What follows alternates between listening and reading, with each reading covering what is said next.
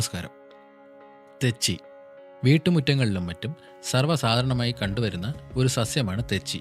തെച്ചി, തെറ്റി, ചെത്തി എന്നൊക്കെ ഇത് അറിയപ്പെടുന്നു. പ്രസവരക്ഷയ്ക്ക് തെച്ചി ധാരാളമായി ഉപയോഗപ്പെടുത്താറുണ്ട്. ഇതിൻ്റെ വേരും ഇലയും പൂക്കളും ഔഷധയോഗ്യമാണ്. പ്രമേഹ നിയന്ത്രണം, അൾസർ, ചർമ്മരോഗങ്ങൾ, മൂത്രാശയ രോഗങ്ങൾ, പനി, വ്രണങ്ങൾ, ശ്വാസതടസ്സം എന്നിവയ്ക്ക് തെച്ചി ഉപയോഗിക്കപ്പെടുന്നു. തെച്ചിപ്പൂക്കൾ ചേർത്ത് വെളിച്ചെണ്ണ കാച്ചി പുരട്ടുന്നത് കുഞ്ഞുങ്ങളുടെ മൃദുചർമ്മത്തിന് നല്ലതാണ്.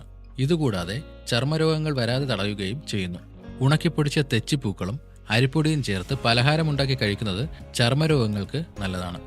മുടി വളർച്ചയ്ക്ക് തെച്ചി സമൂലം ചതച്ച് ചേർത്ത് എണ്ണ കാച്ചി പുരട്ടുന്നത് നല്ലതാണ്. കൂടാതെ താരന് മാറാൻ ഇത് സഹായിക്കും.